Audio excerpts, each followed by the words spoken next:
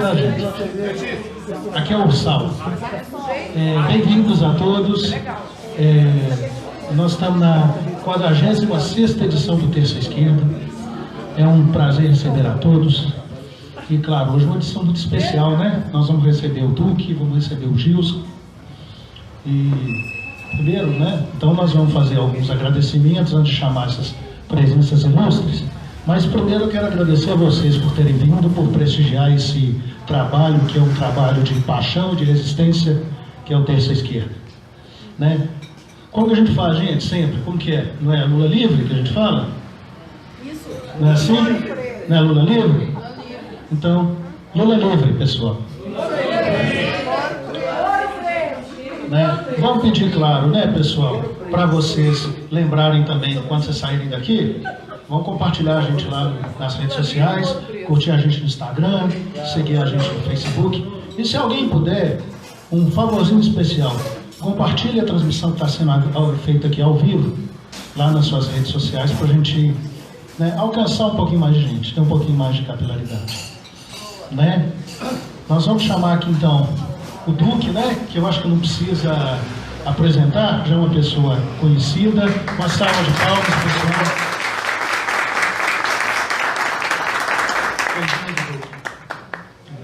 E vamos chamar o Gilson também. O Gilson é arte educador, vai nos ajudar aqui também hoje. Sentem-se, gente, fica à vontade. Muito obrigado por terem vindo, tá? Antes eu queria fazer também alguns agradecimentos ilustres e divulgar um outro evento, né? O próximo evento que a gente também tem de divulgar é o evento aqui da orquestra, né, gente? Cultura tá tão, nós estamos precisando tanto. A Orquestra da Câmara de Ouro Branco, e o regente é nosso amigo, o Marcos Silva Santos. Vai acontecendo aqui no dia 16, tá? E claro, né? E vamos agradecer algumas presenças ilustres. A nossa amiga Suzane, vereadora de Santa Luzia. Gente, vamos bater uma palma para ela.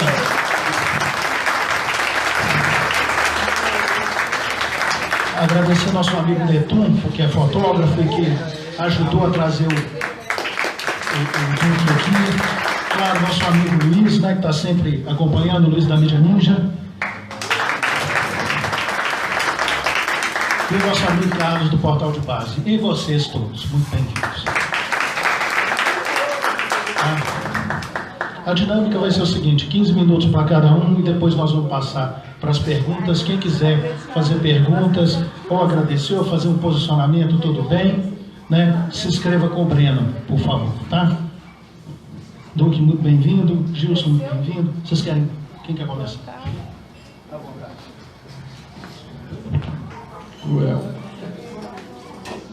Boa noite. Dá para ouvir direito minha voz que ele fale. Eu sou o Gilson, né? Eu gostaria, a princípio, de agradecer a oportunidade de estar aqui, de estar aqui, que eu conheço o Duque, que foi convidado para falar e ele resolveu dividir o espaço com mais alguém, por isso eu estou aqui agora e agradeço muito a oportunidade. Eu sou arte educador. Eu gostaria de falar da minha experiência como arte educador e da minha principal realização, que foi a minha oficina de quadrinhos, que eu desenvolvi ao longo de muitos anos. Assim. Eu nasci em Araxá, nos anos 70, assim, mas sou de esquerda, tá? Nasci em Araxá. Deixa claro, tá? E eu tive contato com quadrinhos e tudo muito novo, assim, eu sou filho de camponeses, meus pais eram trabalhadores rurais e não puderam mais viver da lavoura, dessas coisas, porque não tinha terra própria, eu levava calote de fazendeiro e daí tiveram que tentar a vida na cidade com os filhos. Eu sou fruto da 9ª gestação, mas na verdade o 6º filho, porque pela precariedade das condições em que eles viviam, alguns irmãos não sobreviveram. E aí, não lembro bem porquê, porque a minha família ela é muito senso comum, não tem ninguém com uma orientação de esquerda nem nada, mas desde 8 anos de idade eu já tinha uma certa sedução pelo campo das esquerdas, não sei por que vias. O fato é que eu frequento a biblioteca pública da minha cidade desde 7 anos de idade, então talvez isso tenha ajudado um pouco, assim, quando surgiu a abertura, no final dos anos 70, formação do PT, tudo aquilo, eu fiquei muito antenado naquilo tudo, sabe? E assim, eu me lembro de quando houve uma eleição em 82 para vereador, uma coisa assim, que o PT estava em pauta, eu cheguei a trabalhar assim, com panfletagem, com o pessoal do PT, que nem era achar existir e tudo, e depois fui me ligando, mas, né, sou da primeira geração a voltar com 16 anos, em 89 mesmo, então acabei voltando no Brizola, no primeiro turno, no segundo turno no Lula, PT desde então e tudo, e aí a questão dos quadrinhos, da charge, então, assim, eu estou aqui mais como um leitor, um apreciador de quadrinhos no âmbito da charge, que não é o meu caso, né? No início na peça de divulgação a princípio do evento, eu estava sendo anunciado como chargista ao lado do Duque, né? Que é muito temerário, né? Você está ao lado de um dos maiores chargistas da história do Brasil e sendo anunciado como chargista, né? Assim, cara, é como se você estivesse do lado do Milton Nascimento, pessoal, cantor, fulano de tal. Agora canto não é o caso. Então, eu sou arte educador, sou poeta, sou desenhista desde os 6 anos de idade. Eu desenho diariamente, compulsivamente, há 41 anos. Então, o que acontece? Quando eu cheguei em Belo Horizonte, no final dos anos 90, trabalhei com a Suzana, inclusive, no mesmo projeto.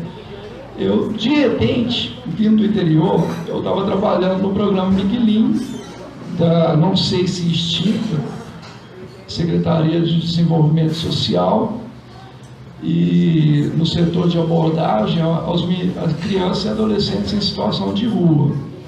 E aí, de repente, um trabalho de uma dinâmica muito grande, que você pode começar o dia, tipo, você trabalha na parte da tarde, você começa 1h da tarde, não, temos tudo planejado para não ser ali, mas de repente você vai ter que estar numa escola tal, no conselho tutelar da regional, não sei o quê. Então, eu percorri 128 favelas, não é bem o termo, assim, mas segundo os relatórios, ao longo de 3 anos, assim, sabe, para quem vinha do interior, de uma realidade muito tranquila e tudo, foi um choque, algo que trouxe um balanço muito grande e tudo. No programa Miguelim, a gente tinha no setor de abordagem, a gente tinha um grupo de estudos que a gente tentava trazer para o programa um eixo teórico metodológico paulo freiriano e com isso imersos diariamente na prática com as ruas, você ter esse momento de distanciamento e reflexão, que é Paulo Freire, né? Ação, reflexão, ação refletiva, e daí a construção de uma praxis e tudo. Então, nesse momento, eu tive acesso a muito da sociologia, que era naturalmente mais presente na Secretaria de Desenvolvimento Social, mas também com uma gama grande, assim, de psicólogos e tudo. E já vislumbrava desenvolver uma oficina de viés artísticos, mas na casa dos 20 anos eu era muito imaturo, assim, para dar corpo para esse projeto, e foi um tanto incipiente, pequenas intervenções. Uma vez eu estava no início, assim, tipo, o menino está na praça da estação o tempo todo, sem contato nenhum com a família dele que mora na Vila Acabamundo. Aí, mas ele estabeleceu um vínculo que ele me confiou onde os pais moravam e tal. Eu falei assim, eu posso visitar? Então. Aí estou com os pais, então, aqui é o quarto dele, eu faço um croquis do quarto, um croquis daqui e tal, depois chegar aqui, ó, tipo, na sua casa. Aí tipo, isso foi legal. E memória agora. Mas aí a gente, mas eu não chegava a um formato assim de oficina mesmo, sistemático, até porque é um público que hoje você poderia marcar uma atividade com a criança para amanhã e amanhã ter que ir ao IML reconhecer o corpo dela, entendeu? Eram coisas assim muito pesadas e a dinâmica rua, né? Então era... Depois do Miguelinho, eu trabalhei durante um tempo aí, eu já consegui condensar um formato de oficina na rede municipal de ensino da prefeitura. E aí eu desenvolvi uma oficina que eu falo e desenho simultaneamente. Então é como se a minha fala fosse o texto e o desenho fosse surgindo ao mesmo tempo, no quadro e tudo. E aí eu trabalhava na perspectiva do educando se projetar como o personagem principal de uma história que é a vida diária dele, a partir de qualquer cena que ele vive e tudo. Eu fui desenvolvendo essa oficina, né, que é uma influência muito grande dessa vivência paulo-freiriana que eu tive no Miguelinho e tudo. E os resultados foram assim, mágicos, assim. E eu não digo assim, a minha oficina, é uma oficina que se construiu também por essa vivência e tudo. Ao longo de todo esse processo, eu sempre fui muito ligado em quadrinhos, uma espécie de estudioso mesmo. E até eu usei uma charge sua na abertura de uma das primeiras oficinas, mas o que não é quadrinho, né? Porque quadrinho é um quadrinho mais um quadrinho, pelo menos, né? Só uma charge até para explicar a diferença, mas fui entrando nos mecanismos do trabalho de quadrinho e tal, e fui desenvolvendo uma oficina. Com relação à charge, à política e tudo, o que eu percebi, assim, nesse trajeto todo, desde os anos 70, quando eu era criança e lia quadrinhos e tudo, você tinha o Pasquim, você tinha aquilo tudo, e o que acontece, se você está num momento que existe um regime, uma pressão sobre toda a liberdade individual e tudo, o que acontece é que quem faz a charge que vai tratar disso e tudo, é uma questão mais polarizada mesmo. Existe um governo, existe uma resistência, assim, um governo repressor, uma resistência e tudo. Quando nós chegamos ao final dos anos 90, queda do Muro de Berlim, né, uma impressão geral assim, de que as esquerdas estavam fossilizadas, que trocadilhos perestroika com pré-histórica, sabe, essa piadinha toda. Então, criou-se uma sensação de que não existia mais essa polaridade. E essa polaridade parece que ela sempre esteve ali, ó, em nível subrepetício e tal. Pessoas operavam no viés dessa polaridade. Nesse momento, se você observar, por exemplo, o trabalho do Angeli, eu tenho muito como referência a Folha de São Paulo, porque eu acho que a charge política da Folha de São Paulo ela foi muito definidora, assim, um norteador, talvez, não sei se possa dizer melhor, se tem alguma relação com o seu trabalho, mas Angeli e Glauco, principalmente, eles trocavam uma bola ali e estavam respondendo às pautas diárias da política. A Hélio Itamar, por exemplo, ela foi muito bem documentada. Se você pegar, você pode tratar daquele período através da charge Angeli e Glauco, até por essa característica de essencialidade que a charge tem, né? Você tem matérias e matérias sobre os vieses de uma questão econômica, social, aí você vai lá na chave, pá, numa palavra, num gesto, a síntese, atingir essa essencialidade. E o Glauco Laerte, aí quando chega o início do século, agora 2000, tudo isso ficou meio dissoluto. Apesar de terem batido um pouco no Lula e tal, terem tentado definir, ficou tudo meio dissoluto, assim, durante um tempo, assim.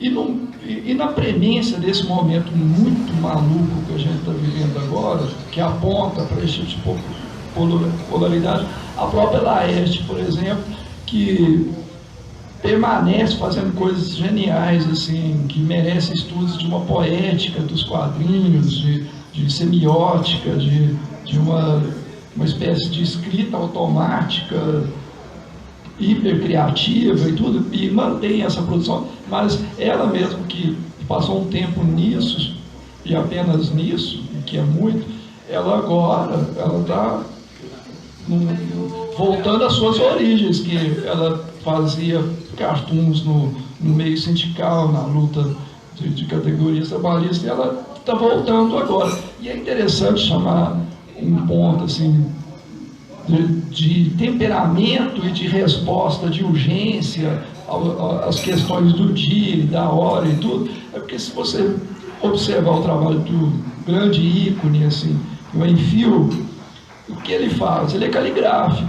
Você olha para o traço dele e percebe isso. É uma resposta muito nervosa à urgência de tudo que está acontecendo. E hoje a Laerte, você percebe um trabalho dela com esse viés. Ela está colocando na rede coisas que são cartoons caligráficos, assim como pessoas que... Não, e é isso, eu acho que renderia mais, mas vontade.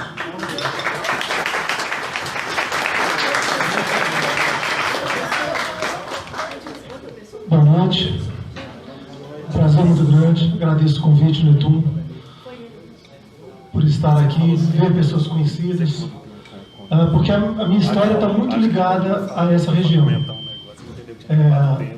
Tanto a minha história de vida como a minha história, como o fato de eu me tornar chargista, está muito ligado a essa região. Primeiro que eu sempre morei, né, na região norte, e estudei no Geraldo Teixeira da Costa, que hoje até uma escola aqui ao lado. E foi muito em função dessa escola que eu fui levado para estudar lá pela minha professora de arte, que provavelmente vocês devem ter conhecido, que é a Marci. Maravilhosa. Marci que me levou para a escola, na verdade,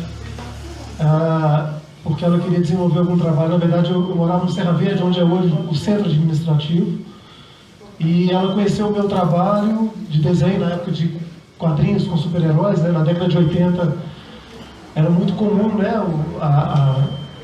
a gente colecionar revistas, histórias em quadrinhos. E ela conheceu o meu trabalho e me levou para estudar aqui no Geraldo Teixeira, porque ela queria desenvolver um trabalho de arte. E na escola não tinha muitos alunos que desenhavam. E ela conseguiu que eu fizesse um estágio com quem é o meu mestre, que eu considero meu mestre, que é o cartunista Lorca, que na época, na década de 80, era um dos chargistas cartunistas mais premiados do Brasil. Ele também é médico, aliás, aposentado, né? Ele é professor na UFMG, professor de Fisiologia do Exercício, e hoje ele é médico e voltou a fazer charges em função desse momento tão maluco que a gente está vivendo, né? E o Lore e a Marci, que eu considero quem me realmente fez com que eu me tornasse chargista, né? Os grandes culpados por eu ter me tornado chargista. E aí, quando eu fiz esse estágio com o Lore, foi que eu conheci a charge, isso eu tinha 13 anos de idade. Eu conheci o universo da charge e, naturalmente, nesse período, eu estava refletindo no que o Gilson me perguntava, né, o que nos faz talvez ser de esquerda, né, o porquê, né, da família. eu não tenho uma resposta para isso. Eu acho que ninguém tem várias respostas para isso, porque não é porque você é pobre que você vai ser de esquerda, não é porque você é rico que você vai ser de direita, não é porque você é professor de história que você vai ser de esquerda, apesar de que a grande maioria dos professores de história são de esquerda, pelo fato de conhecer a história, né? Mas, assim, eu acho que muitas características pessoais. Uma vez eu li uma pesquisa científica que caracterizava talvez uma característica mais altruísta, as pessoas mais altruístas que pensam no outro, que pensam no contexto, que pensam mais globalmente, tendem a ser mais de esquerda, pessoas mais egoístas tendem a ser, mas enfim, eu acho que nem é, talvez é uma questão tão engraçada, porque às vezes a gente alterna durante a própria vida pessoal de cada um, momentos em que você é de esquerda, momentos em que você é de direita. Há pessoas que na juventude eram de esquerda se tornaram reacionários, né, na velhice, e o contrário também. Pessoas que eram reacionárias na juventude, de repente se tornaram pessoas de esquerda. Então, assim, as experiências pessoais, eu acho que é todo um conjunto, né? E, assim, voltando um pouquinho, eu acho muito legal debater isso, ter esse ambiente, que eu tenho uma experiência hoje, eu tenho uma rotina muito caseira. A gente estava conversando aqui anteriormente que meu trabalho é muito solitário. O trabalho do chargista, de uma forma geral, é um trabalho muito solitário, né? Porque, por exemplo, sei lá, o ator, ele depende do outro, depende do diretor, depende de uma série de circunstâncias. O músico depende dos outros músicos. Normalmente o artista gráfico é um trabalho mais solitário mesmo, e ainda mais o chargista. Então, assim, às vezes a gente não tem muita percepção do alcance do nosso trabalho.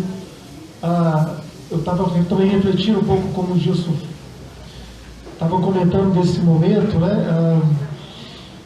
Eu acho que talvez a gente não saiba ainda, a gente não tem a percepção do momento que a gente está vivendo ainda, e nem vai ter, porque a gente está no meio do furacão. É muito difícil você ter a percepção do que está acontecendo enquanto a experiência, o momento de mudança está acontecendo. Talvez o que se pareça com esse momento seria a Revolução Industrial, em que muitos conceitos da época foram completamente mudados, e as pessoas não tiveram noção do que seria a transição de uma vida de artesão para uma vida industrial. A grande revolução que nós estamos vivendo hoje, que é a revolução da comunicação, faz com que a gente não perceba, talvez só daqui a alguns anos, a gente olhe para trás e entenda esse momento que a gente está vivendo. Então, assim, redes sociais têm provocado talvez gerado percepções que a gente nunca imaginou que a gente teria durante a nossa trajetória. Então, assim, é muito importante a gente exatamente estar debatendo, fortalecendo valores, e ao tempo inteiro questionando o nosso próprio posicionamento, né? Porque o quanto que os fatos vão se sucedendo, falando mais específico, né? Na política atual, ouvi até um comentário no Twitter que eu achei interessante, né? Que muita gente defende que a Terra é plana, mas como o mundo gira, né? Então, assim, é redondo, né? Não tem como. Apesar de terem pessoas que defendem, é assustador isso, né? Tem gente que, cara, é coisa, por isso que a gente, assim, é inimaginável retroagir certas coisas. Tem conceitos que acho que a gente já tinha considerado que está muito estabelecido, né? Mas de repente vem gente questionando se a Terra realmente é redonda, né? E com rede social, com a tecnologia, um avanço muito maior, que contradição que é isso, né? Um tempo atrás, com muito menos tecnologia, todo mundo tinha certeza que a Terra era redonda. Hoje, com muito mais tecnologia, nós temos muito mais dúvidas, né? Então, assim, eu acho que essa palavra, talvez ela é forte, e ela não é sinal de fraqueza. Dúvida não é sinal de fraqueza. Dúvida é sinal de quem está buscando, de quem está querendo. Eu acho que a gente precisa debater muito isso, principalmente as esquerdas. Nós, nesse momento que a gente está vivendo, a gente precisa muito fortalecer, unir, fortalecer nossos conceitos para recuperar esse país que precisa. né? Eu acho que não vou estender os 15 minutos, eu acho que é muito mais dinâmico, é muito melhor, a conversa flui melhor, eu acho, com a participação de todo mundo. Eu vim meio assustado para cá, né? Porque eu estava esperando que esse debate fosse acontecer no dia 11/7, viu, Netuno? E meu celular estava 11/7, estava super tranquilo, então assim, já estava preparado para poder ver algumas tuitadas ainda e depois ir dormir. Mas, enfim, é um prazer muito grande estar aqui. Espero que a gente tenha uma noite aí bacana. Espero que a gente contribua e cada um contribua para a gente sair daqui melhor. Obrigado. Obrigado, pessoal. Nós vamos, claro, fazer perguntas, mas hoje eu não estou muito objetivo, não. Acho que eu vou chegar e vou colocar umas perguntas minhas aqui antes. Tá? Eu queria fazer primeiro uma colocação muito importante. Nós estamos com duas pessoas que estão falando de arte, né? Eu lembro assim, pessoal, se eu estiver errado, vocês me corrijam. Quando eu fui fazer vestibular, eu falei assim, vou fazer engenharia. Todo mundo fez cara boa. Quando um colega meu falou assim, vou fazer música, ninguém fez cara boa. Né? Isso demonstra, né, a nossa visão que vem lá desde o capitalismo social, desde a Revolução Industrial, que falava assim, produção que é boa é produção palpável, né? E eu acho assim, fantástico a gente escutar aqui do Gilson, ele falar sobre essa força da educação na base da cultura, né? Voltar em Paulo Freire, eu adoro Paulo Freire, tá? Vamos falar assim, Paulo Freire agora está embaixo, né, gente? Paulo Freire está super embaixo. Aqui não. Paulo Freire está super em alto, no Brasil, né? Então, se a gente falar lá em Harvard, está super em alto. Mas Paulo Freire agora está super embaixo, mas eu continuo acreditando que a gente tem que ressaltar esse aspecto, né? Do aprender, do ensinar, do voltar, do repetir, do dizer aqui, ó, você não está aprendendo para o mercado, não, você está aprendendo para a vida. Né? Gostei muito dessa sua fala, gostaria de te dar mais oportunidade de falar um pouco sobre isso.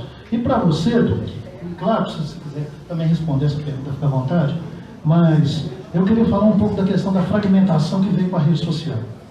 É absurdo hoje a gente falar assim, nós temos uma série de pessoas que influenciam, são influências de YouTube, aquela coisa toda, cada um fala uma coisa, cada um defende um tal, e no fim das contas, se eu chegar e chamar a Gabi Lopes aqui, muita gente vai vir, mas eu tenho certeza que o Duque é mais conhecido. E o Duque é jornal, né? Aí eu queria falar ainda dessa força da grande mídia, como você ainda vê essa força do jornal, tá?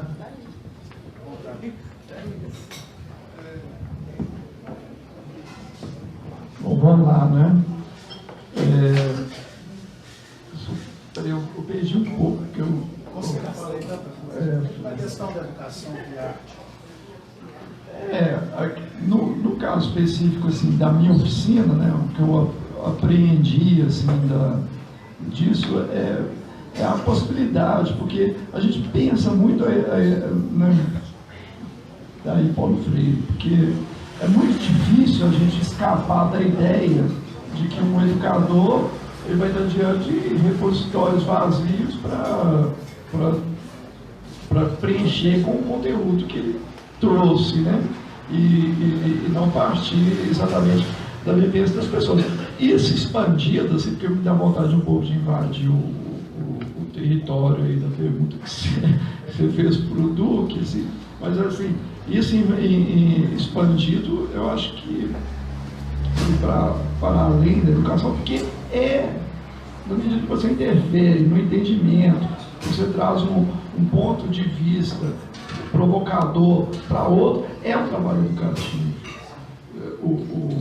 Fazer uma charge é uma provocação de ponto de vista. Assim, você está tentando condensar uma impressão geral de tudo que está acontecendo ali, e isso também interfere numa espécie de aprendizagem do mundo, uma aprendizagem que a gente se perde muito também, né? Porque para onde que estamos indo, o que está acontecendo, algo assim de programa, né? Então, o estar no mundo é a grande questão, porque quando você fala da fragmentação com ele, mas quando você fala da fragmentação que as redes sociais trouxeram, essa questão do nós o nosso estar no mundo que está muito envolvido, né? Eu fiquei muito satisfeito assim, com o ensejo do evento, porque eu falei antes, né? Que a taberna, né?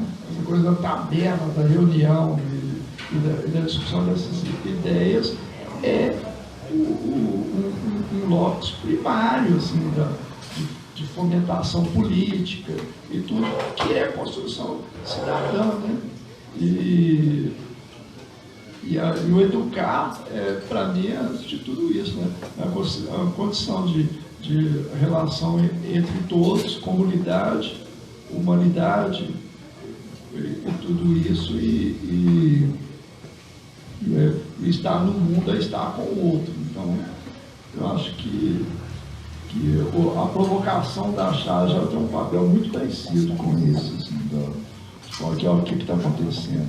Você está nesse mundo, está rolando isso, assim, e nessa confusão, né, que nós vivemos hoje, despertar, né? Assim, me prolonguei demais, pode ter sido um pouco expressivo e tudo, mas eu sempre penso assim, arte, né, já que é o ponto assim, central da fala dele, arte, estética, esteses, anesteses, eu não senti, esteses, eu senti. Então, o papel, eu acho que é esse, pessoal. Você vai ter que viver, está acontecendo, é aqui e agora.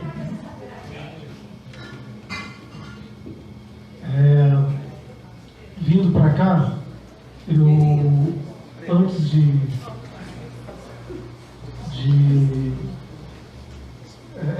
eu vi uma notícia muito interessante, parece que já é uma notícia mais antiga, né? Que as crianças, filhos das pessoas que vivem lá no Vale do Silício estavam sendo proibidas, né? Os pais estão proibindo o uso de rede social, né? Mas assim, é uma coisa que veio para poder ficar. Essa revolução na comunicação, ela tem gerado, quem sofre mais a consequência são os próprios meios de comunicação, claro, né? A mídia mesmo, você me perguntou, mas cada vez mais ela será necessária. Eu lembro logo após a eleição do Bolsonaro, eu postei um Twitter, uma percepção que eu tenho, assim, de que o jornalismo, ele vai ter que aprender a fazer jornalismo, que é o básico. Intercept, por exemplo, está fazendo... Então, por mais que nós critiquemos os veículos tradicionais de mídia, mas eu creio que haverá um momento em que todos vão acordar para entender que tentar lutar contra, aliás, fazer o papel da fake news que foi feito pela mídia há uns anos atrás, não tem mais sentido. Né? Então você não precisa, na verdade é uma briga até desigual, né? É muito mais fácil você criar se você quer criar um fato para poder direcionar um determinado grupo, é muito mais fácil hoje você usar a própria rede social do que usar a própria mídia. Isso faz com que a mídia ela vai ter a responsabilidade, o que ainda demonstra não ter tido, vários veículos de comunicação demonstram ainda não ter percebido isso, que vai ter que fazer jornalismo de interesse público. Isso passa por uma série de questões. Primeiro, financiamento, que é o básico. O Nexo Jornal, o Intercept, o Mídia Ninja e vários outros iniciam um movimento de ter financiamento público não, né? As pessoas, o público que consome, o leitor é quem financia, que é, no meu entender, o modelo mais correto.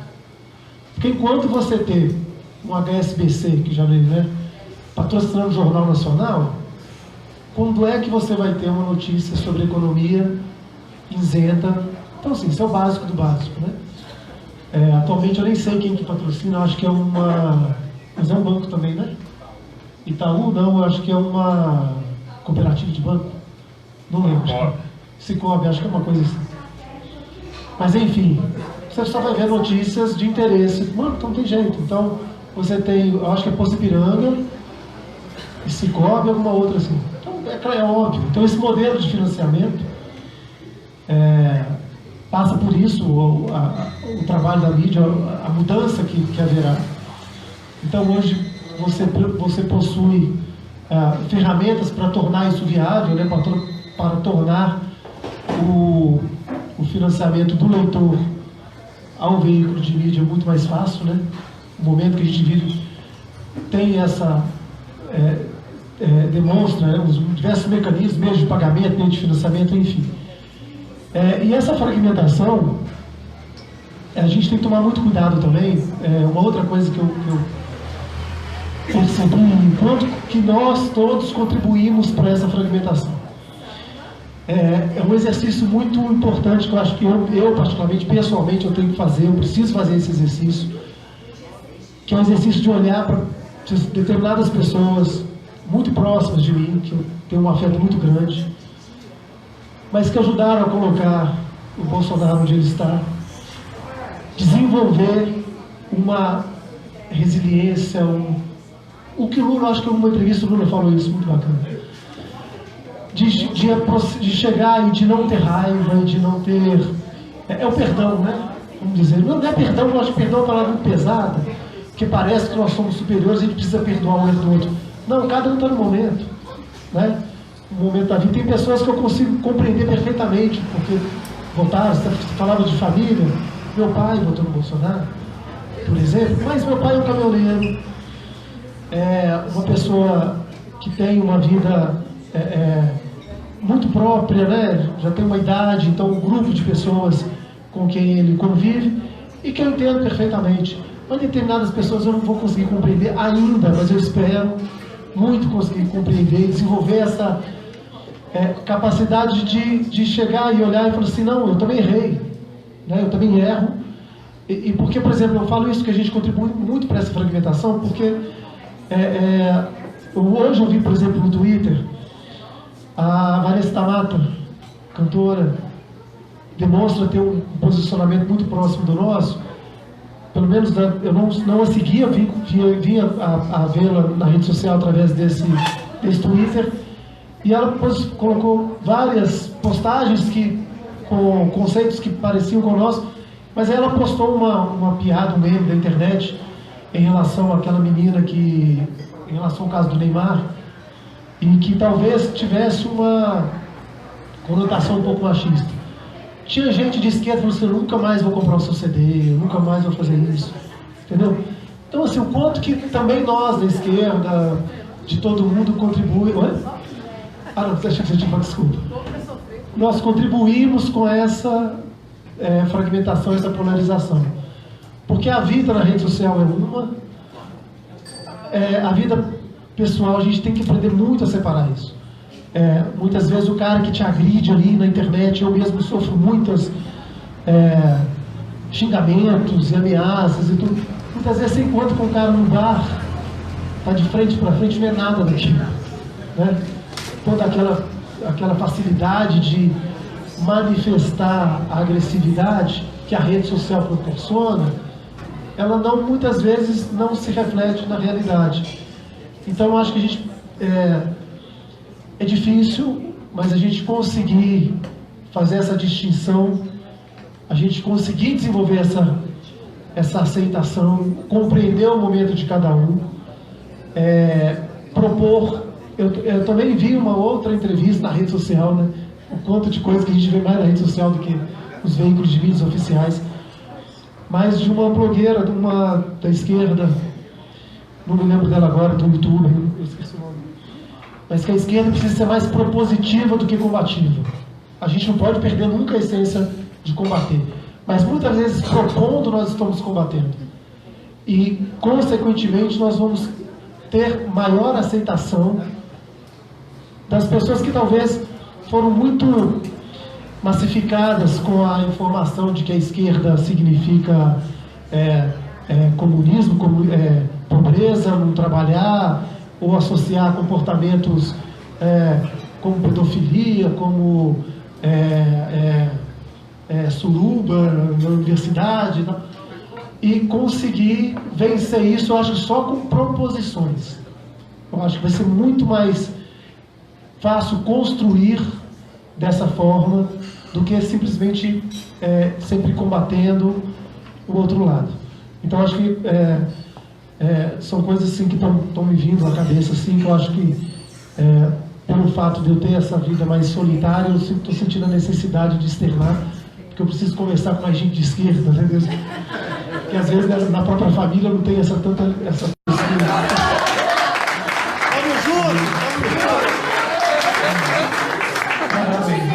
Eu não aguentei muita coisa, mas teve um jeito final. Eu saí, mas enfim. Inclusive o pessoal deve estar me vendo, né?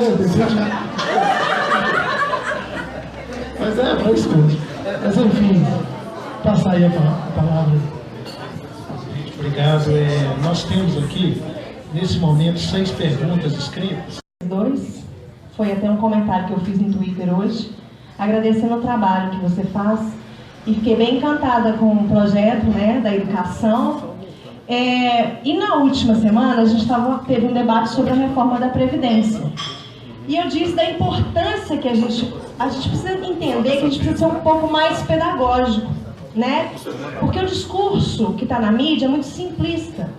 Hoje mesmo eu critiquei um post da FIENG, eles fizeram uma propaganda idiota, assim, falando que a reforma tinha que passar. Muito simplista. Então a gente tem que tornar o nosso diálogo de esquerda, de combate a tudo que está acontecendo aí, mais pedagógico. E eu acho que vocês fazem esse trabalho por excelência, né? Aí eu queria fazer 2 perguntas, na verdade. Como é que funciona essa coisa da criatividade? Porque eu sou professora. E aí eu sou muito doida, assim, sabe? Eu invento umas coisas muito malucas. E aí às vezes eu estou no chuveiro. Eu falo, nossa, isso é legal de fazer. Aí eu tenho que sair do chuveiro e anotar, porque eu esqueço. Ou então, doida. Ou dentro do ônibus, né? Então tem um aplicativo para anotar. Eu queria saber, não sei se vocês podem falar, como é que funciona essa coisa da criatividade, se ela é no momento em que, por exemplo, veio a notícia da Intercept, aí você fala, não, uma charge. E outra coisa, vocês se censuram? Tipo, você estava falando da polarização, né? Eu, como professora, tenho meu time de futebol também preferido, que é o mesmo que o seu, não vou falar qual é. E aí, às vezes, eu evito de postar algumas coisas por causa dos meus alunos, né? Então, para não criar uma situação chata. Então, eu me censuro às vezes. Não é qualquer coisa que eu coloco nas redes. Eu queria saber se vocês se censuram. Tipo, faz aquele desenho, aquela charge, ou aquele quadrinho, você fala, não, isso é legal. Mas aí você fala, não devo fazer isso, porque vai dar uma complicada nas relações, tá? Muito obrigada. Novamente, muito obrigada pelo excelente trabalho que vocês fazem.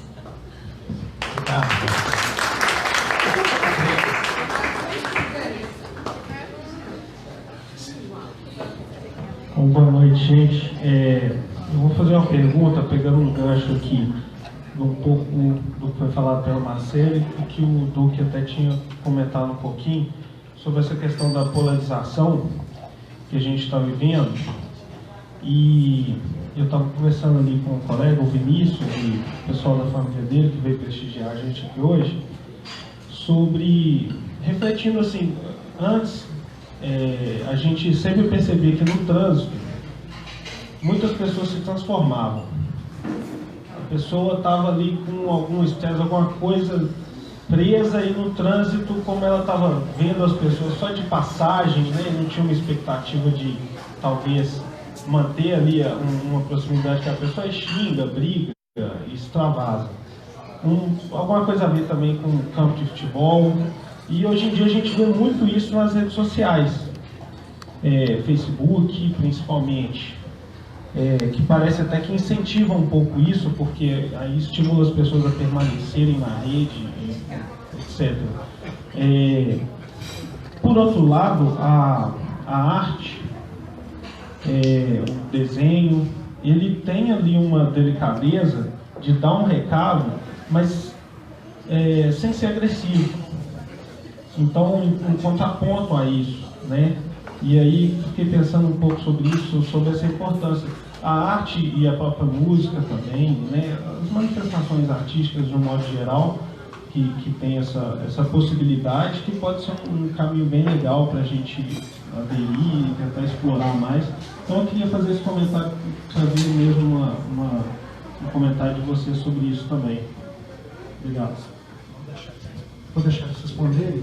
Os próximos vão ser o Netuno, o Marcos, o Vinícius e o Kaique. Tá? Bom, responder a primeira pergunta, Débora, você? Não, que Débora? Ô, Débora, é engraçado que você pergunta o time do coração. Mas primeiro agradecer, tá? Você fala do meu trabalho, muito obrigado, fico muito honrado. Engraçado que hoje eu tenho muito menos medo, vergonha não, ou receio de falar o meu time do que falar o meu posicionamento político, né? Na verdade, nem meu posicionamento político. Eu tenho, às vezes, receio de falar quem eu sou. Porque às vezes eu sou apresentado em determinados lugares, eu me apresento com o meu nome, que é Eduardo, tá, gente? Eu acho que eu não me apresentei a vocês. Meu nome é Eduardo Evangelista. Eu me apresento dessa forma porque é Duque. Porque, né, enfim. Então, por exemplo, houve um tempo, eu estava conversando com o Marcelo também anteriormente, que o que me tornou conhecido no Estado foram justamente as charges de futebol. E que, como hoje, engraçado, elas se tornaram no segundo plano, pelo fato da rivalidade hoje está muito mais na política do que propriamente no futebol. As charges de futebol, elas atingiram um patamar mais da brincadeira, que é muito mais fácil de você lidar, né? Então, por exemplo, eu torço pro Galo, mas eu falo isso e eu não gero tanta resistência do cruzeirense, porque não existe mais. Porque, primeiro, assim, a charge de futebol é interessante também, explicando um pouco o meu trabalho. A charge de futebol é factual. Ela não é opinativa. Ela é ou resultado. Ou o time perdeu, ou empatou, ou desclassificou, ou foi campeão, enfim. Então ela não é opinativa. Já a charge política, ela é opinativa. E é por isso exatamente que ela, às vezes eu escuto muito isso, você não é imparcial. Não tem como você ser imparcial na sua opinião, não existe.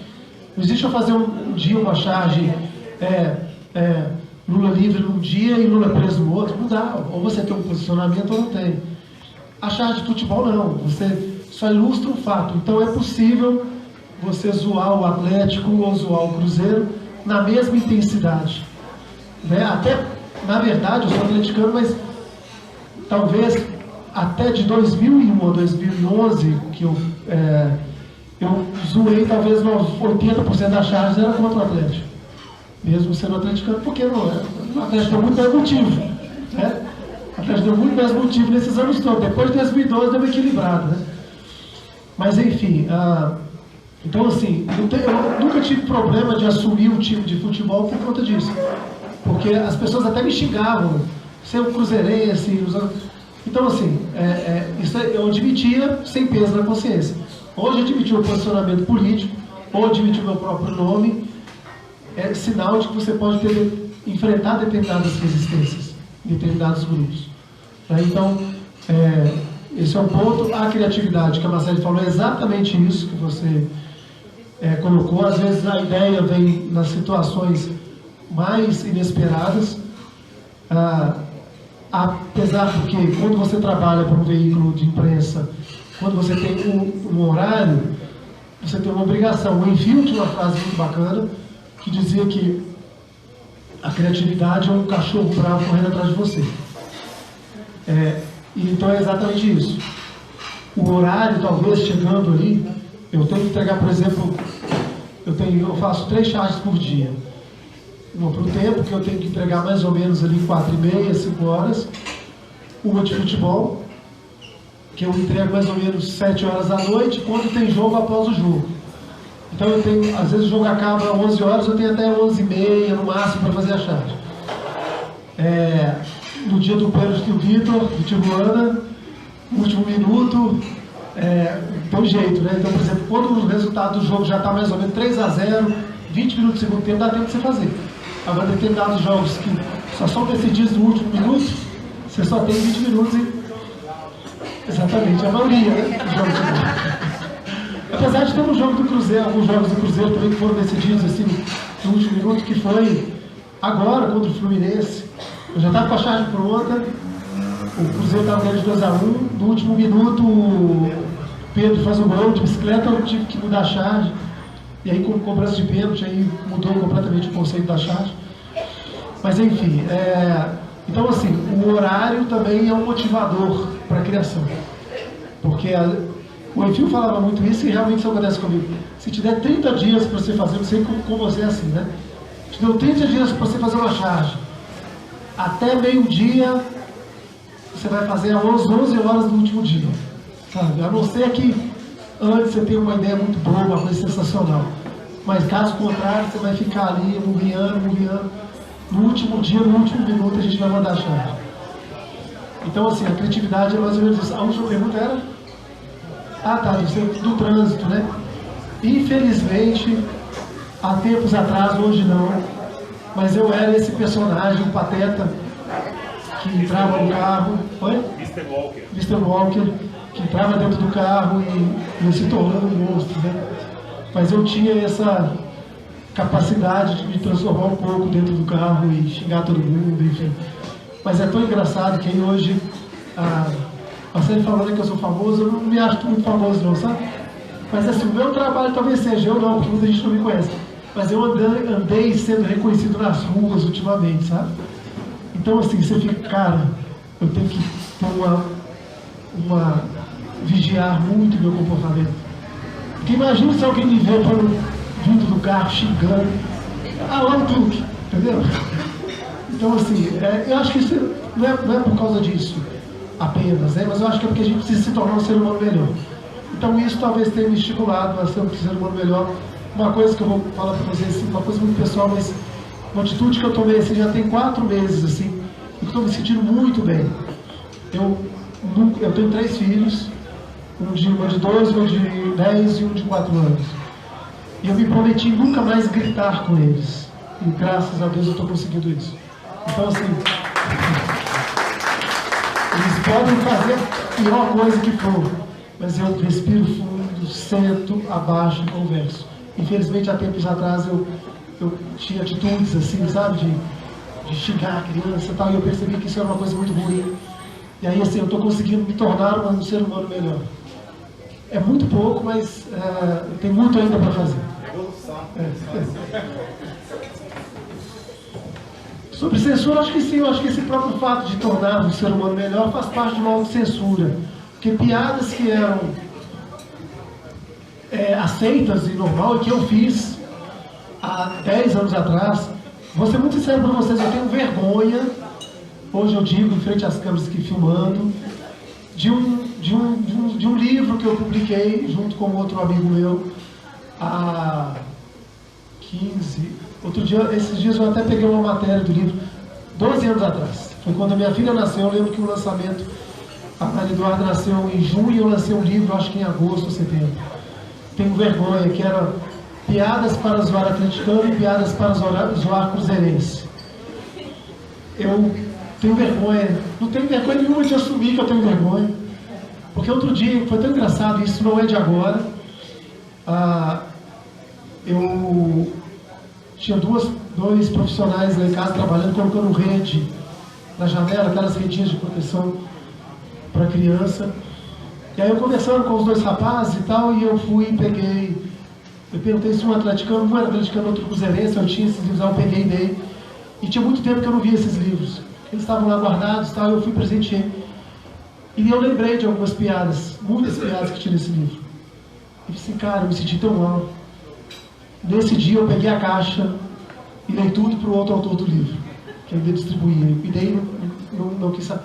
E eu acho que a gente, da mesma forma que eu estava falando anteriormente, da aceitação de quem votou para o Bolsonaro hoje, ou tem um determinado posicionamento, eu falo isso muito em função disso, porque eu entendo que eu cresci e aprendi muito com determinadas coisas que eu não faria de novo, ou determinados comportamentos que a gente o faz muitas vezes pela cultura, pelo ambiente que a gente vive, e que hoje um fato positivo, a gente fala muito mal da rede social, mas um fato muito positivo, que São determinadas lutas que, queiram ou não queiram, lutem ou não, elas estão aí para ficar e não haverá retrocesso. A luta do empoderamento feminino, da liberdade LGBT, da questão de gênero e raça, essas lutas não têm mais volta. Eu estava falando com um amigo meu outro dia, sabe, não adianta querer lutar contra isso. Isso veio para ficar e é daqui para frente. E é tão engraçado a gente lutar contra esse comportamento que nós fomos criados. Eu sou da década de 80, eu sei que todo mundo aqui é mais novo que eu, grande maioria. Mas, por exemplo, a gente veio de uma época social, onde esses conceitos eram muito normais. E eu fiquei muito emocionado recentemente, deve ter mais ou menos um mês, o Atlético estava jogando a Libertadores, e aí eu fui, olha só como é que a gente precisa lutar contra cada dia, cada momento, a gente precisa observar o nosso comportamento e tentar mudar. O Ricardo Oliveira estava perdendo todas as divididas. E eu xinguei no meio da sala, estava minha família toda assistindo, com meu sogro. Mas que merda, esse cara só entra com o pé de moça na bola. Minha filha de 12 anos perguntou, por que pé de moça, pai? Tá pra cá. Você quer dizer com isso que as mulheres são inferiores aos homens? Cara, eu não sabia se eu chorava, se eu abraçava. Eu agradeci, fiquei muito feliz, porque eu sei que essa geração vai vir muito melhor do que nós. Com 12 anos, ela já tem muito mais noção de igualdade, de muitos conceitos que nós, para nossa época, era muito normal. Era muito normal xingar o outro de viado, xingar o outro de Maria, né? Falo isso do atleticano e do cruzeirense. Por que Maria é um xingamento? Por que viado é um xingamento? Né? Então, assim, a gente precisa mudar isso todos os dias. E os nossos filhos, essa geração, apesar de tudo, apesar dos pesares, é por isso que eu falo que quem está no meio do processo, eu estou me alongando aqui, a resposta eu já vou terminar. É muito difícil ter a percepção da mudança. Nas mínimas coisas a gente aprende. Eu tenho um aprendizado muito grande de um instrutor de autoescola, que já tirei carteira com 18, 19, sei lá, estou com 45, ou seja, 30 anos atrás. O instrutor de autoescola uma vez me falou assim, olha, não adianta, porque eu estava tentando dirigir no meio de alguns de rima lá, né, nessa época a autoescola era no centro da cidade, e eu errava, a marcha errava, eu disse, olha, não adianta, você vai aprender, é no intervalo do processo, é de hoje para amanhã, à noite quando você dormir, agora você não vai aprender a dirigir, você está vivendo aqui a experiência, você vai para casa, você vai descansar, você vai dormir, você vai assimilar, amanhã você vai dirigir melhor. E a vida é exatamente isso. Um conceito extremamente filosófico veio de um momento, de uma situação mais inesperada, que é um aprendizado no trânsito, que a gente estava falando aqui a sua pergunta do trânsito. Então esse processo que a gente está vivendo hoje, não adianta, a gente não vai aprender no meio do processo. Eu acho que vai ser um intervalo dessa experiência, desse furacão que a gente está vivendo hoje, que não é só o Brasil, óbvio, né? O mundo inteiro. Um humorista foi eleito na Ucrânia, atores estão se candidatando hoje, que eu vi em outro país aqui do leste europeu, o Trump foi eleito, enfim, uma série de questões que a gente só vai saber realmente no intervalo desse processo, que a gente vai ter um tempo para respirar, um tempo, quando eu falo nós como sociedade, né? Não é, talvez o tempo pessoal também, mas o tempo nós como sociedade vai parar, refletir e entender isso que a gente está vivendo. Obrigado.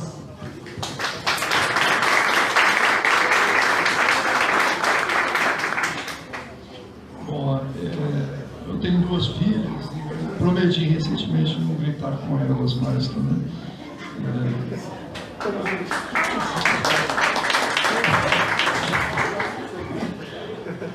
Poxa, tem variações, assim, mas é que no tete-a-tete com seus filhos é muito difícil. Né, falando assim, parece ser muito corriqueiro, mas é muito difícil mesmo se conter em alguns momentos, e até porque, né, 8 anos de idade, bate o pé com muita força, assim, questiona, discute, principalmente a gente que fica tentando criar uma noção dialógica, assim, né? Então, cria monstros. Mas, de qualquer forma, sobre a censura, no meu caso, eu não tenho que dar uma resposta às questões da ordem do dia, assim, como no caso de cartunista. Então, eu procuro não me censurar mesmo, assim, no que eu faço, né? O meu viés é muito autobiográfico, assim, muito antes desse filão principal do quadrinho de autor hoje, que é a questão autobiográfica, então os alunos vão estar trabalhando a biografia, né? Então, é outro papo, assim, não tem nada a ver com isso. E a questão que o Breno trouxe, eu acho que as redes sociais, ainda, nós somos muito mal educados, assim, em relação às redes sociais. Assim, as redes sociais, elas são um pouco civilizadas, né? Se for nos comentários, você vai perceber muito bem isso, assim, de qualquer discussão. E como na rede social você se projeta, né? Você está ali digitando, você não está na interação real com as pessoas. Então, como você se projeta, isso tudo é de uma subjetividade muito de idealização, né? O Pateta no trânsito, né, que eu não lembro o nome agora, e tipo esse médico e monstro na rede social, que você de repente que xinga um cara de 2 metros de altura, que eu estou ali, mas, né, pessoalmente, né, e sente, né, alguém que realmente espancou ele, porque e tudo se deu em nível de palavras, né? Então, as redes sociais, elas geram uma ilusão identitária, eu acho, assim, muito movediça, num determinado momento em que você fica projetando e tudo e tal. Eu acho que deve existir já estudos sobre isso, né? O modo como você imagina que as pessoas estão te percebendo, você se projeta, o cara percebe como você realmente é pela tentativa sua de parecer alguma coisa, assim, do outro lado, né? Na outra tela. Então é um momento, é um espaço ainda muito pouco civilizado, eu acho, o espaço da virtualidade. E a fragmentação, ela passa muito por isso também, assim, pela dinâmica que a rede social tem, né? A condensação, aquilo de você dar um corpo mais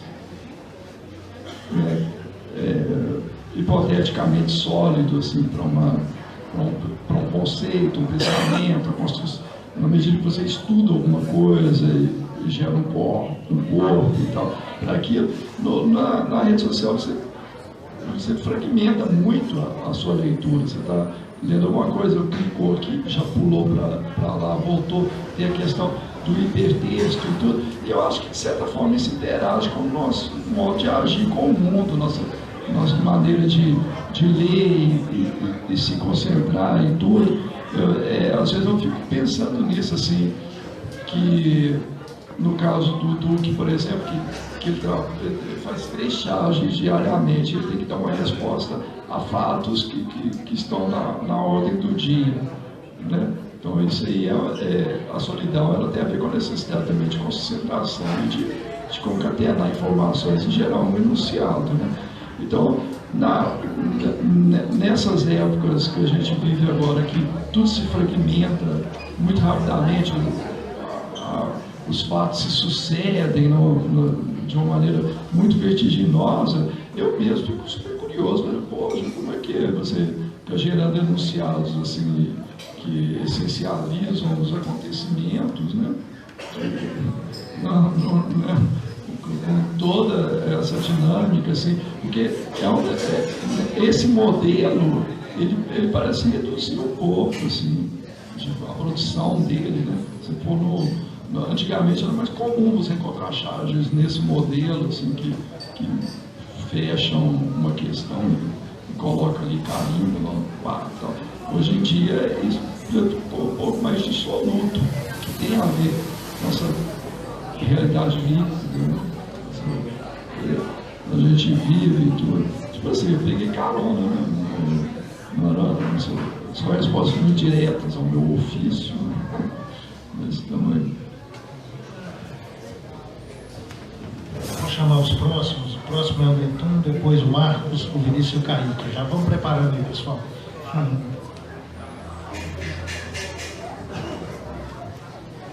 Pessoal, boa noite. Eu queria agradecer muito o Duque e o Gilson, são pessoas que eu tenho muito carinho, assim, e aceitaram o convite para esse bate-papo aqui. É o seguinte, eu queria que vocês comentassem duas coisas para mim. Por trabalhar com desenho, com cartoon, com humor, isso acaba gerando, um ofício que gera uma empatia muito grande, né? O humor tem esse poder, assim, ele toca mesmo em locais que às vezes você não consegue tocar racionalmente, né? O humor consegue fazer essa quebra, assim, e atingir esses locais, né? E isso gera um afeto muito grande. Mais especificamente, assim, no Duque, um monte de gente tem uma certa adoração com o seu trabalho, indiretamente com você e tudo, e eu vejo muitos comentários de gente falando, não, me decepcionei, não sei o que e tal, porque durante muito tempo, isso que você falou, o quadrinho de futebol ficou muito em evidência, e como ali é possível você ser de certa forma imparcial, porque na verdade você descia o Paulo em um dia, no outro dia você descia o Paulo, então um dia os cruzeirenses chamavam, no outro dia os atleticanos chamavam e isso alternava, né? Só que agora, com a questão política, isso ficou uma coisa mais dura, assim, né? Então, eu queria que você comentasse um pouco disso, como é que você percebeu isso, né? Até porque, de certa forma, eu lembro claramente quando você entrou no Twitter, assim, e que essa onda veio mais forte, né?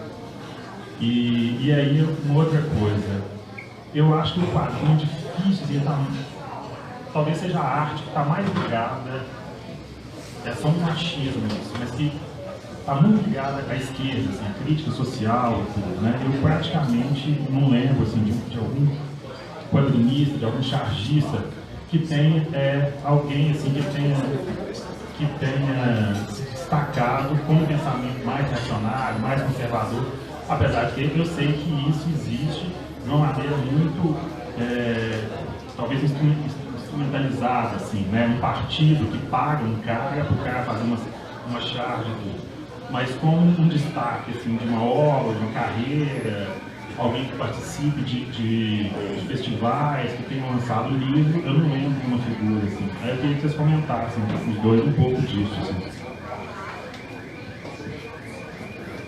Próximo é o Marcos, por favor.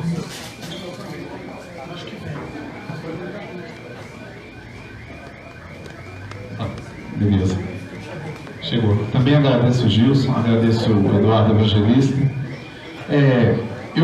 A minha dúvida foi um pouco contemplada e pega um pouco carona com a pergunta do Netum, que é o seguinte.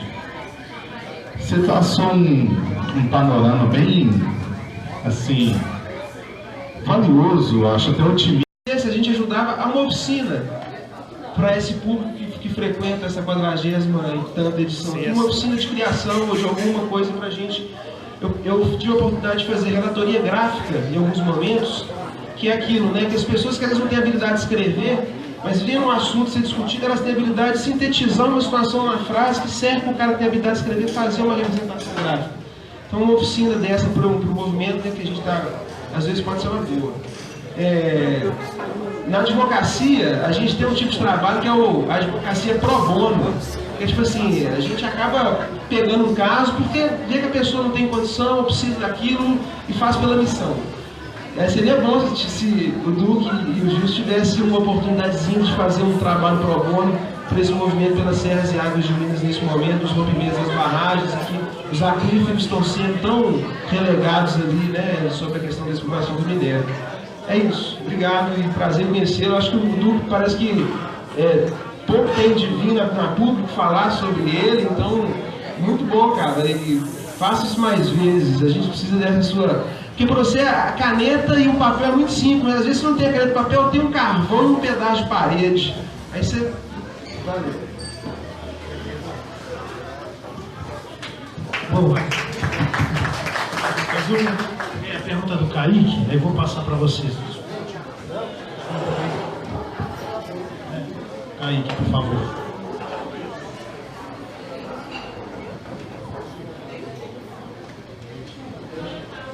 Boa noite a todos e todas, boa noite aos amigos, muito obrigado por ouvi-los.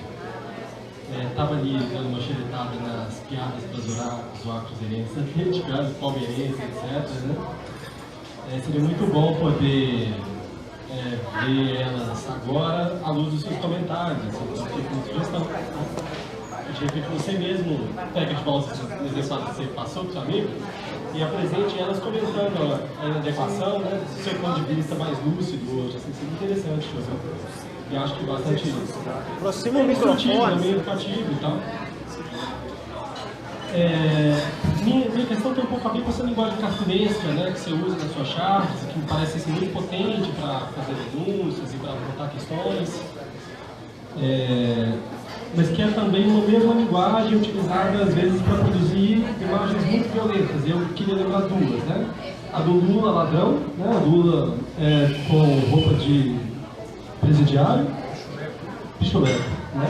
Não são suas as imagens, né? Mas a linguagem cartunesca é a mesma utilizada para a produção dessas imagens violentas.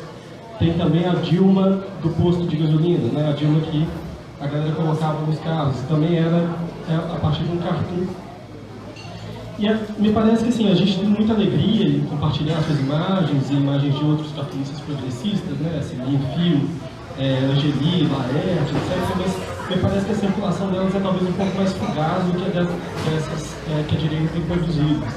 Queria saber como você pensa esse fenômeno de circulação, de apropriação dessas imagens, etc.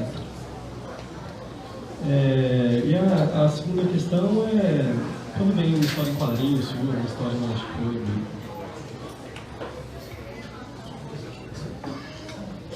eu estou lembrando mais da primeira, você perguntou dos comentaristas, né, que me chegaram, qual a minha percepção sobre isso. Eu falava com a Marcela aqui antes também, que a Dilma, que já esteve aqui, tem a frase para mim mais genial. Não estou falando realmente pelo...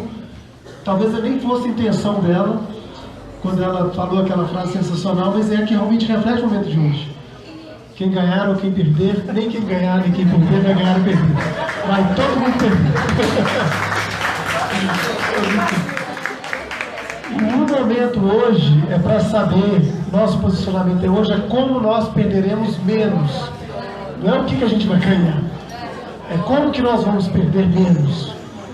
A minha percepção, quando, por exemplo, no início, quando o momento estava muito tranquilo, eu fiz muita charge do Lula, fiz muita charge da Dilma, quando o momento, porque isso requer, o trabalho do artista é isso, é fazer críticas. A quem está no poder, a história da arte é assim. O primeiro chargista, o Honoré Daumier, francês, ficou preso numa masmorra durante 6 meses por criticar o rei da França, Henrique III, a fazer uma charge crítica ao rei da França. Em 1833, eu acho, 1832, alguma coisa assim. Então a charge nasceu com esse propósito. E eu desenvolvi hoje, por exemplo, Netuno, uma coisa que o pessoal me pergunta demais: onde é que você estava 16 anos atrás? 16 anos... Cara, eu estava fazendo charge no jornal, criticando quem estava no poder, criticando Lula, criticando Dilma, criticando ministros. Que é o nosso papel como chargista. Só que, enfim, né? Esses argumentos eu já nem considero mais, porque chola mais. O Lula está preso babaca. E onde você estava com 16 anos de PT, eu já subo o negócio, já nem leio, porque não vale a pena. Mas, por exemplo, e assim, eu não consigo, conversando no jornal, eu acho que a segunda pergunta foi sua, certa vez, porque assim, é inegável que os veículos de comunicação têm donos e os donos têm o seu posicionamento, como nós também. Imagina que eu sou de esquerda, sou dono de jornal, de repente entra lá um chargista seguidor do Olavo de Carvalho. Entendeu? É óbvio que o jornal ele tem uma linha editorial, como qualquer veículo tem. E dentro dessa linha editorial, você se adequa. Porém, eu acho uma coisa muito positiva, porque talvez eu seja um dos poucos que consegue manter um posicionamento muito claro de esquerda com o meu jornal, dentro de onde eu trabalho, e tenho essa liberdade. Claro que não é uma liberdade total. Vou dizer que eu posso colocar o que eu quiser. Óbvio que não. Mas eu consigo manifestar a minha opinião, exatamente o que eu penso, e colocar na minha charge. Isso tem dois lados. Uma escolha pessoal que eu me fiz há muito tempo atrás, que não é de hoje, que inclusive até por uma certa influência do Angeli, eu retrato muito pouco personagens da minha charge, personagens da política. Eu retrato mais o comportamento do que propriamente um fato com um personagem em si. Eu acho que a charge ela consegue um poder muito maior quando você consegue captar esse consciente coletivo, mais ou menos, né? Vocês curtiram, tem pouco tempo, rapidinho. Mas eu acho que ela tem uma sobrevida muito maior do que se você faz simplesmente uma charge. Vamos pegar. Você simplesmente pegar e fazer hoje uma charge do Moro sendo vazado e tal. Você consegue uma vida útil muito maior para a charge se você pegar o que está envolvido nesse contexto, que é, por exemplo, um lado dessa notícia, né? Que é a pessoa tentar desqualificar a forma com que conseguiu a prova do que a prova em si. Então isso serve depois, posteriormente, para diversos outros assuntos, e você consegue gerar uma empatia, até uma reflexão maior de qualquer pessoa, quando você pega esse viés do que eu simplesmente retratar o Moro e o Dallagnol e fazer uma charge desse fato específico. Se eu pegar por detrás o que é o contexto, eu consigo me comunicar com muito mais pessoas. Eu fiz isso desde eu lancei meu primeiro livro, que hoje, esse ano, tá gente, eu completo 20 anos de profissão. Em 2009 eu lancei um livro, que é Duque Desenhos de Humor, que aí não tinha charge de futebol, era só charges de política, de comportamento. E antes de eu fazer esse livro, foi que eu percebi isso, na verdade. Então eu já faço isso há muito tempo. Dessa questão, dessa possibilidade de retratar mais o que está no contexto do que o fato em si. Porque aí você consegue essa comunicação mais ampla. E você consegue fazer com que as pessoas reflitam, e você mesmo se refletir, porque a charge, pelo fato dela ser factual, cara, hoje não, porque tem a rede social. Mas há tempos atrás, você fazia a charge no dia seguinte ela estava embrulhando ovo, embrulhando peixe, ou o cachorro fazendo xixi em cima. Hoje ainda está cachorro fazendo xixi em cima. Lá em casa, por exemplo, vira e mexe, eu chego lá na área e está lá a minha charge amarela. Então esse papel, né, ainda tem, né? Desculpa o trocadilho, me falei. Mas enfim, então, acho que eu respondendo essa pergunta, só para finalizar, como eu falei anteriormente, eu não consigo ser imparcial na minha opinião, e também eu acho que por esse caminho que eu escolhi, porque eu escolhi retratar um comportamento que mesmo hoje ele acontecendo, o fato é com alguém que está num campo oposto ao meu, mas de repente quando ele acontecer também com alguém do mesmo campo, ele, né, de repente sei lá, amanhã pega uma gravação sei lá, vamos citar algum dos nossos aqui, né? Sei lá, Marcelo Freixo. Aí de repente o Freixo vai tentar desqualificar e não isso vai servir também. Eu acho que é uma forma de reflexão. Claro que eu acho que isso não vai acontecer pelo perfil do Freixo, pela pessoa que eu aprendi a conhecer e admirar. Mas, enfim, eu acho que vai muito por esse caminho também, sabe? Eu ter essa liberdade, de repente, eu vou até citar uma coisa aqui, mas que foi muito engraçado. Que o jornal hoje, por exemplo, ele tem um general como colunista. Um general que defende golpe militar, o tempo tem. Mas ao mesmo tempo, em cima desse general tem a minha charge, que é de esquerda, e que isso é legal. Então você tem a Aura Carolina como colunista. Aí você tem o Gabriel Azevedo, que é um cara mais centro-direita. Aí você tem direita.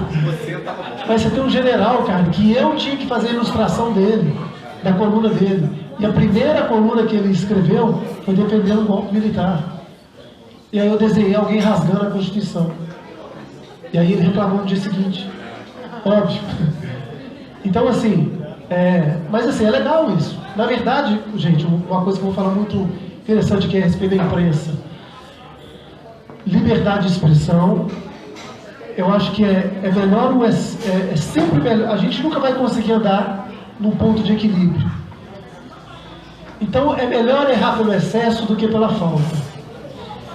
Por exemplo, eu acho que se há um caminho, alguma mudança que os veículos de mídia tradicional deveriam ter, não é dar voz excessiva, por exemplo, a colunistas, a comentaristas de direita ou de extrema direita. É o fato de não dar o outro lado, a oportunidade do outro lado. Eu, por exemplo, muita gente, hoje a Xerezade, por exemplo, ela tá até mais de esquerda, né, vamos dizer assim. Você vê o que o Bolsonaro fez, né? Mas houve um tempo que os comentários dela na rede eram um negócio terrível. E aí eu via muita crítica da esquerda contra os comentários dela. Eu falei assim, não, gente, o problema não é o comentário dela, o problema é só ter o comentário dela. Do meu ponto de vista, eu acho que ela tinha que ter o espaço dela em comentar, mas você tinha que ter o mesmo espaço de alguém que pensa exatamente o contrário. Porque o objetivo do jornalismo é fazer com que alguém aprenda. E muitas vezes, o que aí é o problema da rede social, que é de reforçar conceitos, porque se você segue gente de esquerda, o algoritmo só te joga gente de esquerda, aí você se fortalece. Se você segue gente de direita, você só vê gente de direita comentando, você se fortalece nesse conceito. A partir do momento que você consegue ver a opinião ampla, você, no mínimo, você se questiona. Você pode até não mudar, mas você se questiona. Então, o papel da grande imprensa hoje, que eu vejo, e que é um caminho talvez longo, mas que deveria ter, era isso. Eu nunca fui contra a Xerezade falar os absurdos que às vezes ela falava. Mas eu ficava muito indignado de não ter exatamente o momento que ela acabava de falar, de não ter uma outra pessoa comentando o contrário. E é isso que, infelizmente, às vezes você assiste uma Globo News ou outro canal, você não vê. Eu não dei muito.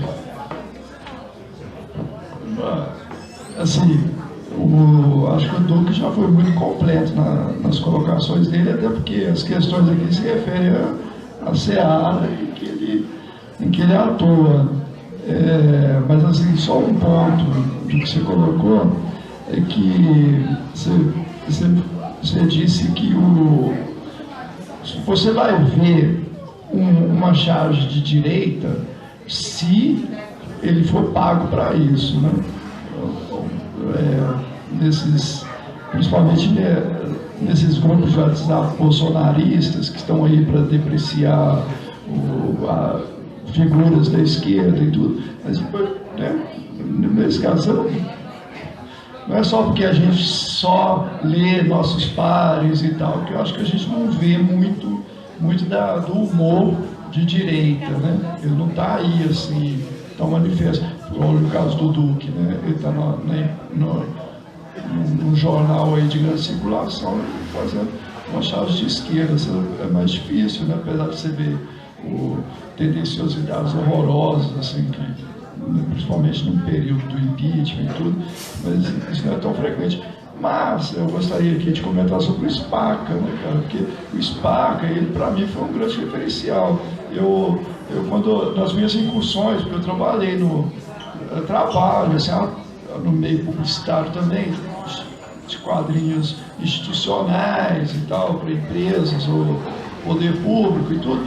O Sparker foi uma referência para mim, Dom João VI, esse tipo de coisa que você conseguir passar pedagogicamente um conteúdo dentro da linguagem dos quadrinhos. E aí, de repente, o Sparker virou o lobão da charge. O Sparker está fazendo quadrinho de extrema direita. Ele acabou de lançar um livro panfletário, antimarxista. Sabe? Não, ele era um dos 3 ícones, na minha opinião, assim, da charge política da Folha de São Paulo. O Angeli, o Glauco, né, um período mais efervescente assim, de charge política, e que alternava com o Spaca. O Spaca é extrema-direita, ele confraterniza com Gentili hoje. Tipo assim, falo isso com grande tristeza, porque é uma influência de linguagem minha, desde sempre. E ele é realmente muito talentoso. Assim, ele é uma exceção nesse caso. Né?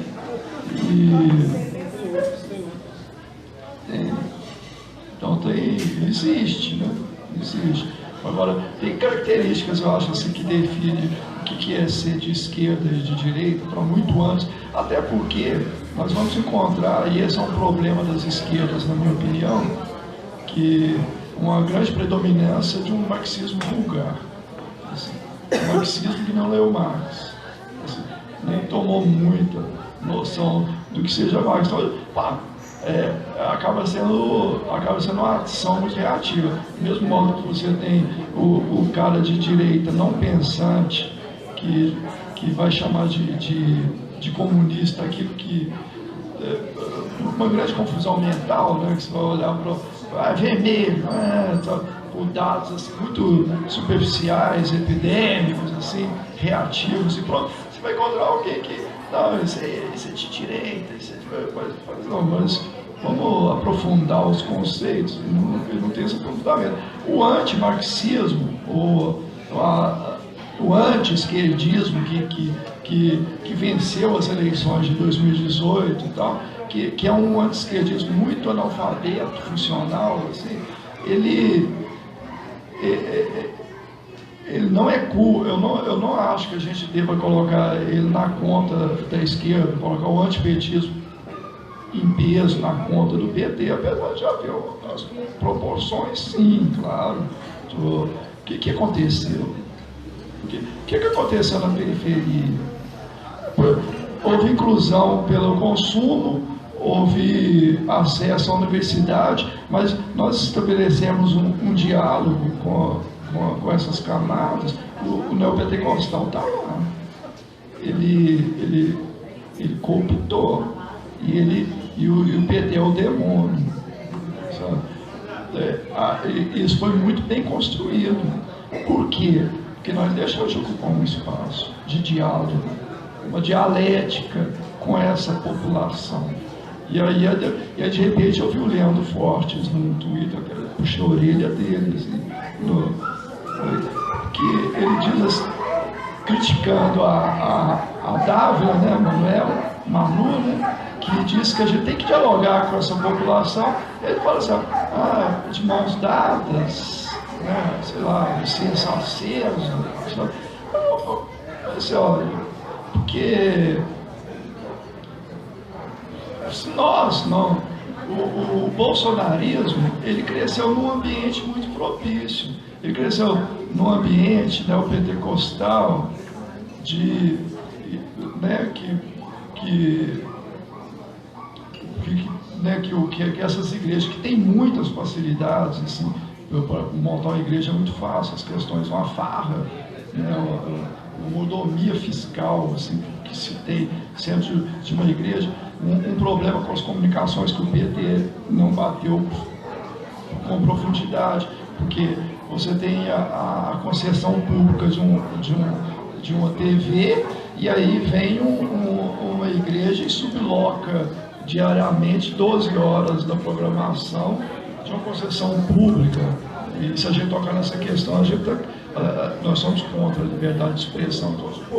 Tanta coisa é pervertida nessa discussão, assim. Então, eu acho que faltou diálogo, assim, sabe, né? Com essa população. Mas eu acabei me perdendo um pouco disso. Eu acho que a gente tem que transcender também, porque dominar, tudo isso que a gente sempre traz para a discussão, nosso limite de consciência, de reflexão dessas questões, até um certo ponto, nós lidamos bem com isso. Mas o quanto do dominador não está aqui agora, entre nós, o quanto de sentimento elitista não está muito bem plantado em todas as camadas, em todos os segmentos sociais. Por que nós não dialogamos com essa população? E aí a gente vai ter que se confrontar com esse dado elitista. Por quê? Porque nós perdemos eles. Claro, foi construída a mídia, fez isso, gerou o antipetismo, esperando que nesse vácuo do PT o PSDB ocupasse, mas o que eles conseguiram criar foi um desinvestamento para a extrema-direita. A gente não entendeu que isso aconteceu. Mas por que nós perdemos esse diálogo? Nós não dialogamos mais com essa população. A gente vai ter que ir lá, cara, conversar com esse cara que está com essa biblinha na mão. Entendeu? Não adianta você xingar ele porque ele voltou no Bolsonaro. Entendeu?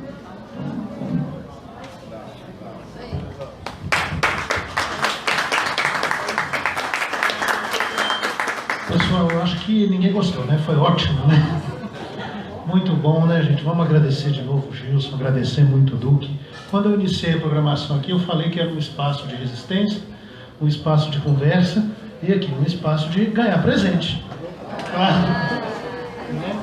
Um espaço de ganhar presente. Nossos amigos aqui sempre bem-vindos, vocês puderem retornar também. E claro, no bar a gente também faz o quê, gente? A gente bebe e a gente come, né? E o nosso amigo Corinho vai nos deixar aí um caldinho para quem quiser ficar aí também, né? Caldinho comunitário aí. Tá, pessoal? Agradecemos de novo. Muito obrigado. Deus se inscreva sempre.